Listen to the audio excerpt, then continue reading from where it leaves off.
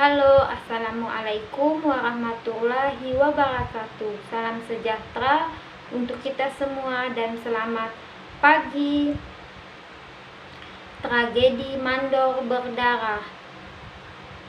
Pada tahun 1941, sasaran Perang Dunia Kedua itu di Indonesia, bertepatan di Desa Mandor, Kabupaten Landak, Provinsi Kalimantan Barat, Pontianak.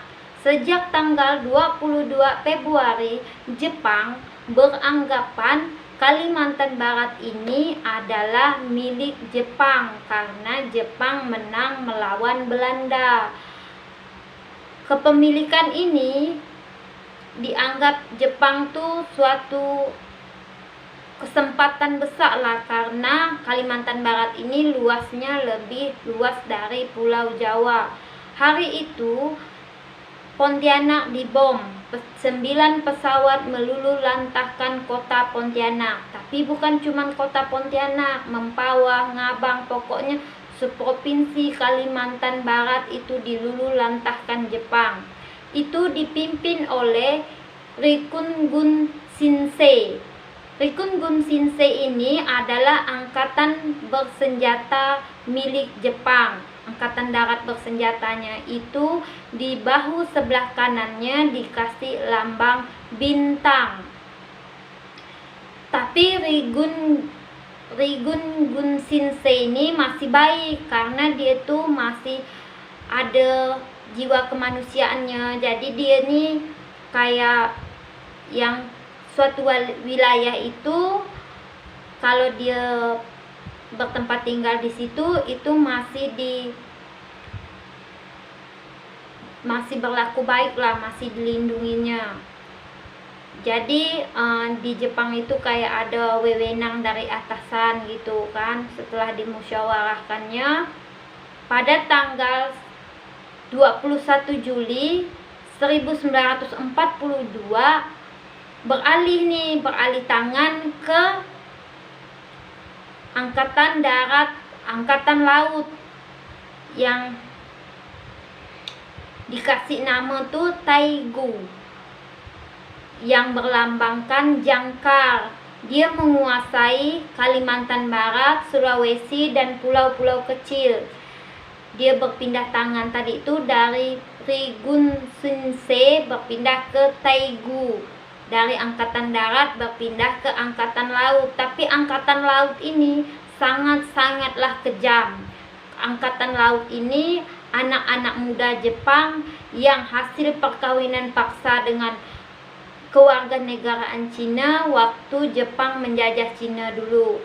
Tapi dia tuh udah kejam tuh, bengis lah. Pada tanggal 22 Juli Jepang memperlihatkan kekuatannya. Mereka menculik 5 orang pegawai kantor bank. Jadi 5 orang itu diculiknya, terus dia menggiring 5 pegawai bank tadi itu ke sungai Kapuas Tengsenghi. Setelah digiringnya, dia mengumpulkan orang-orang kita pribumi, terus dia bilang dia akan melakukan olahraga yang populer di negara dia. Dia juga akan memperlakukan olahraga itu setiap hari. Jadi 5 pegawai bank tadi tangannya diikat, terus kepalanya tuh dikasih kain putih gitu. Itu ditebas pakai samurai sekali tebas. Jadi kepalanya tuh dilemparnya ke sungai Kapuas. Kalaupun belum tertebas kepalanya tuh, belum putus, terpotong, ditendangnya lagi kepalanya tuh. Jadi biar terpotong, biar jatuh di sungai Kapuas tadi tuh. Nah, setelah kejadian itu semakin hari kan tentara Jepang tadi itu semakin kejam.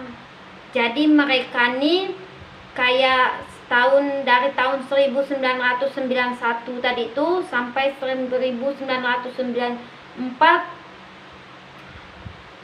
orang-orang nih kayak nggak ada perubahan sama sekali kan penjajah tuh. Jadi orang-orang kita nih yang cendekiawannya, raja-rajanya, sultannya, tokoh-tokoh besar gitu berkumpul untuk berencana melakukan pemberontakan. Tapi gagal pemberontakan itu karena ada orang-orang kita yang berkhianat. Jadi dia tadi ikut ngumpul di dalam tokoh-tokoh besar tadi tuh kayak Dr. Rubini kan, tokoh-tokoh besarnya tuh. Terus udah tuh karena ada yang berkhianat itu 21.000 lebih itu. Jadi dia tuh tidak memandang budaya, tidak memandang etnis, tidak memandang ras, tidak memandang agama. Jadi kita tuh dibantai, dihabis-habisi lah. Tak ada memandang itu cendekiawan, tak ada memandang itu orang besar, orang penting, raja-raja. Pokoknya kita diculik terus dihabisi. Harta kita tuh diambil, perempuan-perempuan cantik muda tuh diperkosa, setelah diperkosa itu dibunuh, ikut di mobil tadi tuh. Terus yang miskin tuh dijadikan romusa, kerja paksa. Setelah puas mereka dibawa, dibunuh gak, dibantai, dibunuh gak. Ada ya dihukum pancung, dihukum pancung. Terus Sultan Hamid II juga diculik dan dibunuh Jepang gak. Tokoh terpelajar kayak Dr. Rubini, Dr. Abdul Rahman Diponegoro, Dr. Agus Jam, dan Dr. Nasruddin Sultan Pangeran tak bisa disebut-sebutkan lah lagi. Itu dibantai Jepang, dibunuh. Peristiwa Nagasaki dan Hiroshima itu membuat napas ekonomi serta politik Jepang tuh kocar-kacir.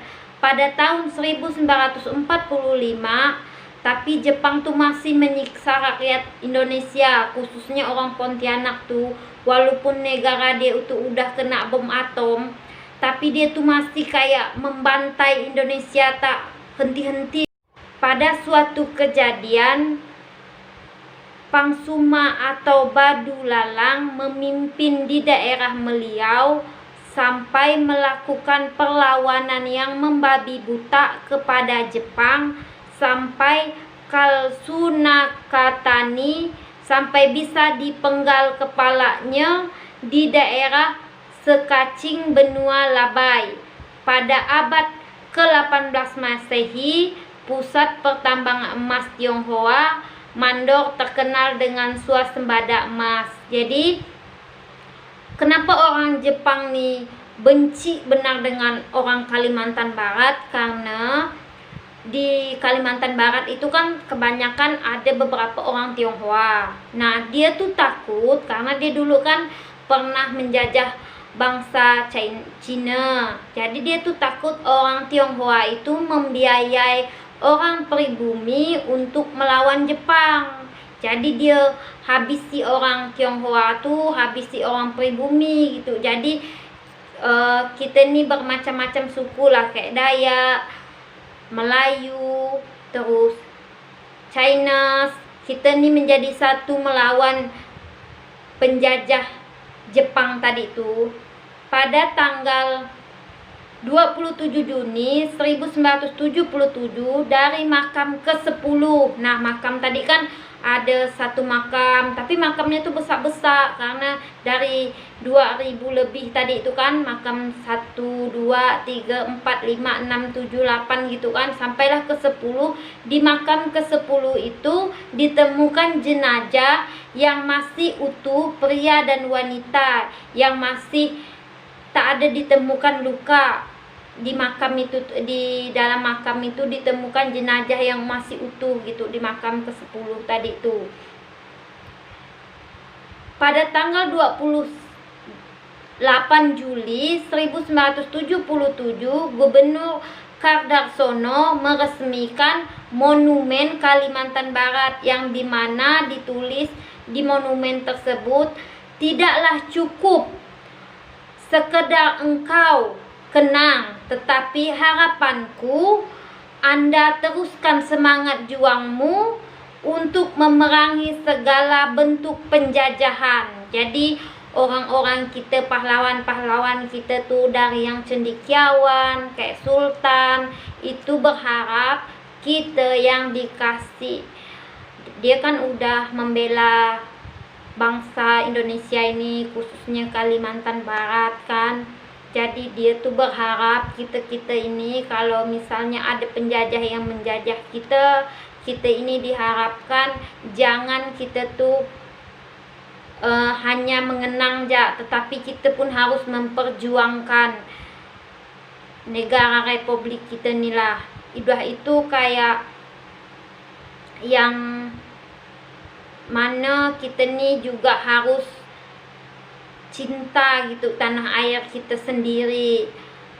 Kalau ada orang bilang Kalimantan ini tidak ada perjuangannya sama sekali, itu omong kosong, karena di Mandor itu nampak jelas pembantaian bukti gitu, pembantaian orang Jepang tuh. Terus banyak orang-orang kita yang dari suku Dayak, Melayu, terus raja-rajanya, sultan-sultannya itu memperjuangkan harga diri, memperjuangkan martabat kita sebagai bangsa Indonesia merdeka. Assalamualaikum warahmatullahi wabarakatuh. Salam damai, tata.